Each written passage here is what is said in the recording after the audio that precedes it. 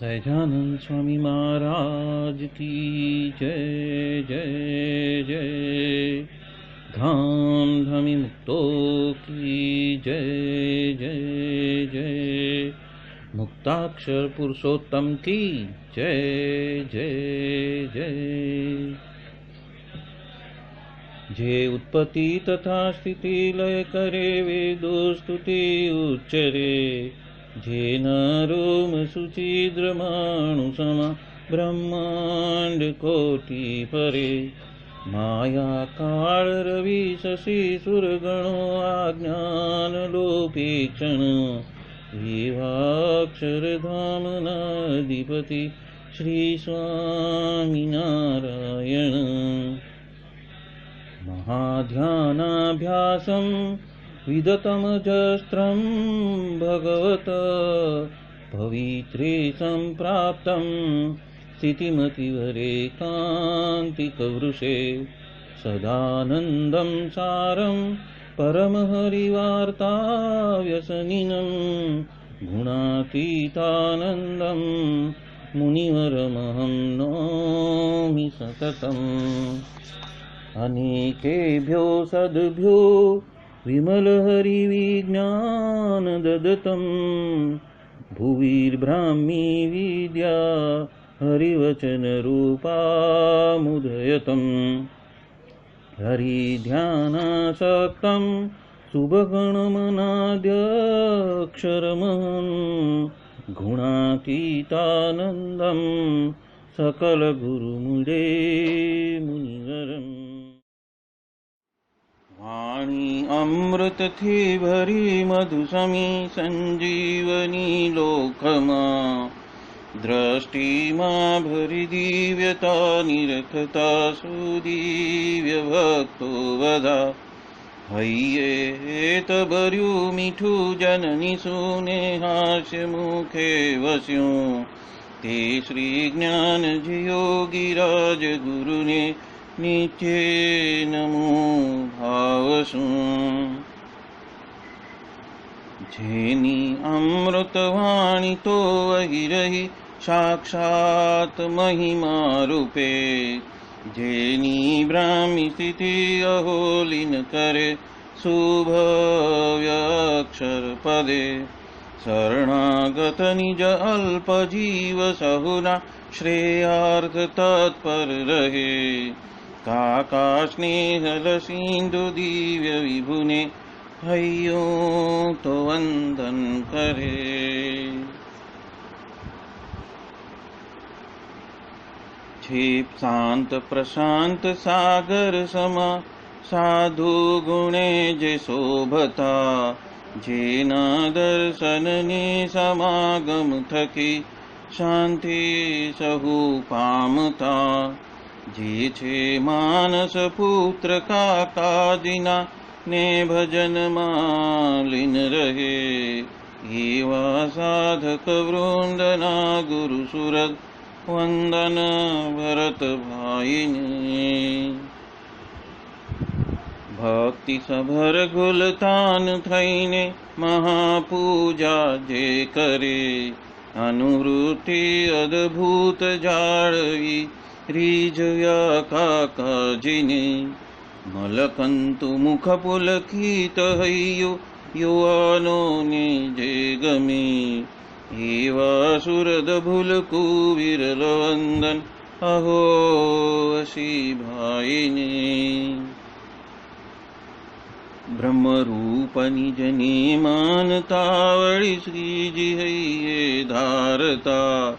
जे मस्त रहीने प्रभु भजन मा सुरद भाव धारता। महिमा सभर दासत्व छलके जीवन माछे सहजता।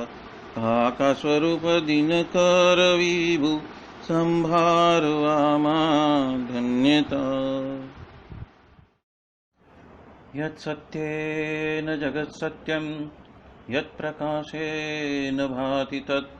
यदानन्देन नन्दन्ति तस्मै श्री गुरुवे नमः। ध्यानमूलं गुरोर्मूर्ति पूजामूलं गुरोर्पदं मन्त्रमूलं गुरुर्वाक्यं मोक्षमूलं गुरो कृपा। सहजानंद स्वामी महाराज की जय जय जय। अनादि मूल अक्षर मूर्ति सद्गुरु श्री गुणातीतानंद स्वामी की बातें, प्रकरण 6, सर्वदेशी समझन, बात 93। स्वामीनारायण हरे स्वामी बात करते हैं। अन्य बात यह है कि साधारण भक्त का तो ठीक है, पर जिसे उत्तम भक्त होना है उसे तो कभी भी किसी पदार्थ में अपने जीव को जुड़ना नहीं है और उसके साथ में हित भी नहीं रखना, मतलब कि इस संसारिक पदार्थों में आसक्ति रखनी नहीं है और हठाग्रह भी रखना नहीं है।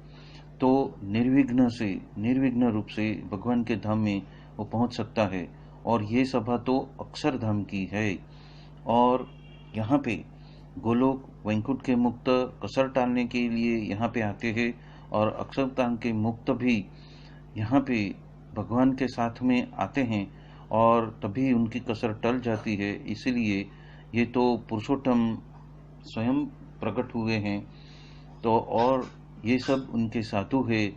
वहाँ पे तो सावधान होकर, समझदारी पूर्वक, सजग होकर हमें उन बातों में जुड़ जाना है, वहाँ पे ओतप्रोत और रसबस हो जाना है, क्योंकि ऐसी बातें तो बाद में मिलने वाली नहीं हैं। तो एक बार ये संप्रदाय इस पृथ्वी पे से चला जाएगा तो ऐसी बातें करने वाला कोई इस पृथ्वी पे, इस मृत्युलोक में मिलने वाला नहीं है। ये बात यहाँ पे गुणातीतानंद स्वामी कहते हैं। और एक बात इसमें कही है कि ये सारी सभा तो अक्षरधाम की है। तो यहाँ पे अक्षरधाम यानी क्या, तो कि परब्रह्म की सेवा में उपस्थित ऐसे मूर्तिमान जो अक्षर ब्रह्म उपरांत अनंत कोटि अक्षर मुक्त का जो निवास स्थान है, उस अक्षरधाम की बात कही है। और ये अक्षरधाम एक ही है, नित्य है, सच्चिदानंद रूप है और सदा ही त्रिगुणातीत है, मतलब कि माया रहित है, शुद्धाति शुद्ध है। और अक्षर ब्रह्म को, साधर्म को प्राप्त किए हुए मुक्त ही यहाँ पे प्रवेश कर सकते हैं और आत्यंतिक मुक्ति के समय में ही अक्षरधाम में जाने के पश्चात वापस आने का रहता नहीं है। मतलब कि ये माया जगत, मतलब कि त्रिगुणातीत जगत, जो त्रिगुण सहित जो ये जगत है, उसमें वापस कभी आना नहीं है। ये बात यहाँ पे गुणातीतानंद स्वामी हम सबको बता रहे हैं। बात 94। स्वामीनारायण हरे स्वामी बात कहते हैं, महाराज कहते हैं कि इंद्र ने ब्राह्मण की हत्या की, तो उसके पीछे पीछे उसको तो 4 ब्रह्म हत्या लग गई। तत्पश्चात नारद जी को उन्होंने पूछा, तब कहते हैं कि जो तेरे भाई है, जो वामन जी है, उसको भगवान मानकर उसका भजन करेगा तो मुक्त हो जाएगा। तत्पश्चात उनकी भजन भक्ति की, तब ये जो 4 ब्रह्म हत्या जो उसको चिपकी हुई थी, लगी हुई थी, उसे उसको छुटकारा मिला। इसी तरह से इस स्थूल देह का तो नाश होता ही है, पर सूक्ष्म और कारण ये दो तो ब्रह्म हत्या के माफिक ही जीव को चिपकी हुई है। और इसी वजह से साधु को पूछकर तथा आत्मविचार चिंतन मनन करना को सीखकर ही यदि वो आगे बढ़ता है तो ही उसका नाश हो जाता है, नहीं तो जहाँ तहाँ वो साथ में ही रहती है।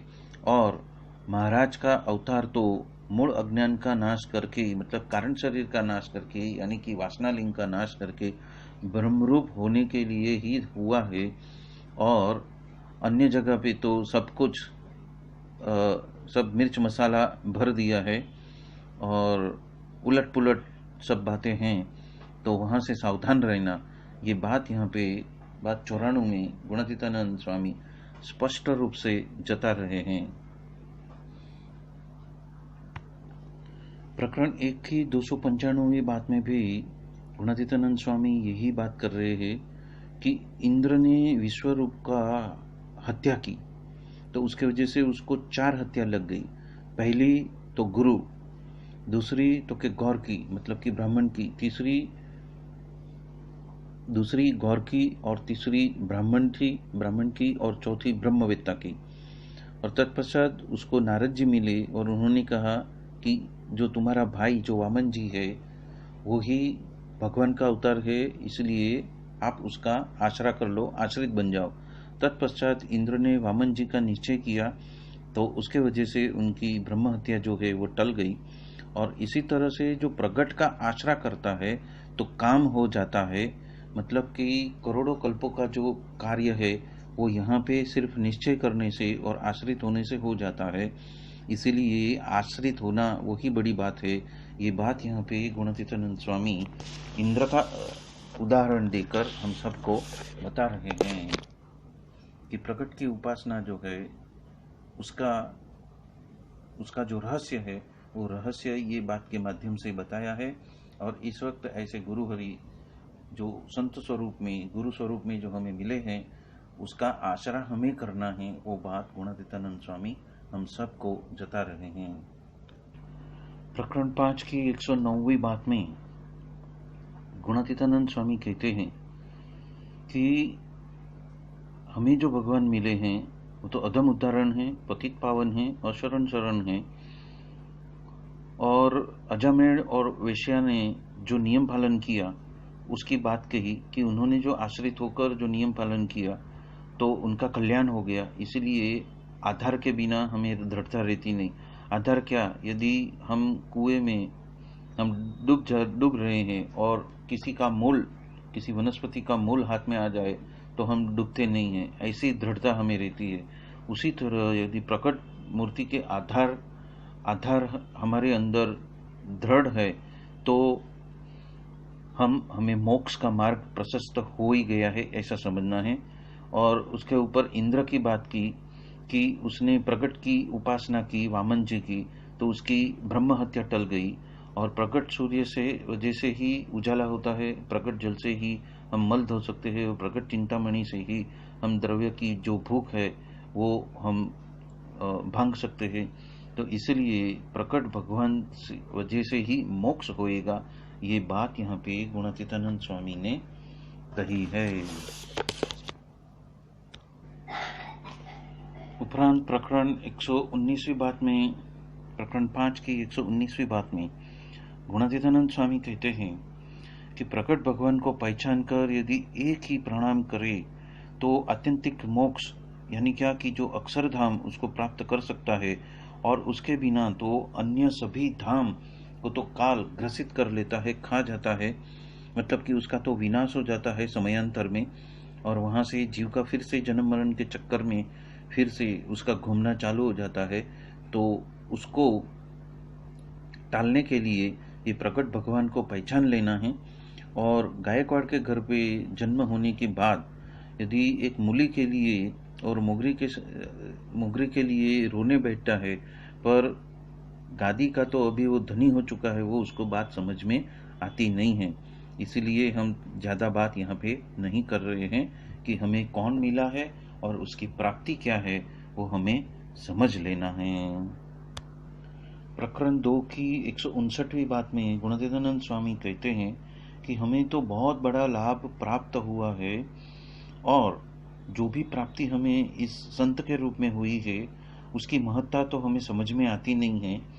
और महाराज और बड़े संत का संबंध होने के बाद यह लोग के जो अल्प पदार्थ न भी मिले या तो नाश भी हो जाए तो उसका शोक क्यों होता है और हम दुखी क्यों होते हैं, ये बात हमें समझ में आती नहीं है। मतलब कि प्राप्ति का महिमा क्या है वो समझ में आ गया तो प्रगट जो हमें मिले हैं वही हमारे लिए कल्पवृक्ष है। और उसी के वजह से हम उनकी कृपा के वजह से ही प्रकट की साधना करके उनके आश्रित होकर ही हमारा अत्यंतिक कल्याण हो जाएगा।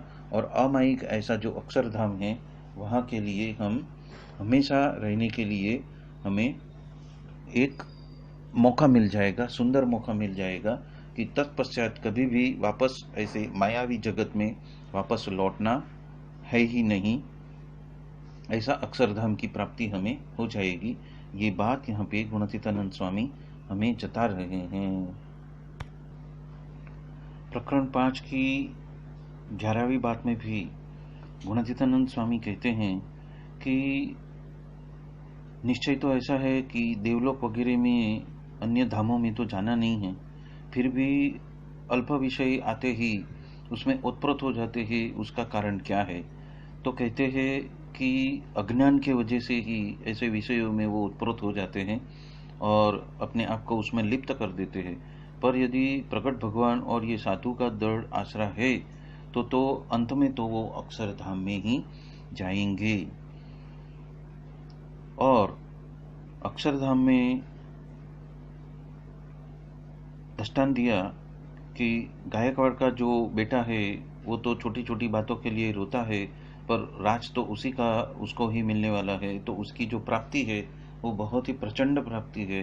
तो वो प्राप्ति का जो महिमा है वो उसको समझ में आ जाएगा, अज्ञान का नाश हो जाएगा और ऐसे गुणातीत सत्पुरुषों के साथ में, साधु के साथ में उसका दृढ़ आसरा हो जाएगा, तो वो अंत में अक्षरधाम में ही पहुंचेंगे। ये बात यहाँ पे गुणातीतानंद स्वामी बता रहे हैं। प्रकरण 10 की 287वीं बात में गुणातीतानंद स्वामी कहते हैं कि ज्ञान के बिना तो सब कुछ अधूरा है, अपूर्ण है। बच्चे को तो अपने माँ बाप में प्रीति होती है पर ज्ञान नहीं होता है, और इसीलिए कोई भी हेतु के वजह से, कोई भी प्रसंग की वजह से संत के साथ में यदि प्रीति हो जाती है तो विश्वास नहीं होता। और गोपालानंद स्वामी को तो सफ़ेद वस्त्र पहना दिए फिर भी उसने कज्या नहीं किया, क्योंकि ये जो ज्ञान है वो ही सबसे अधिक है।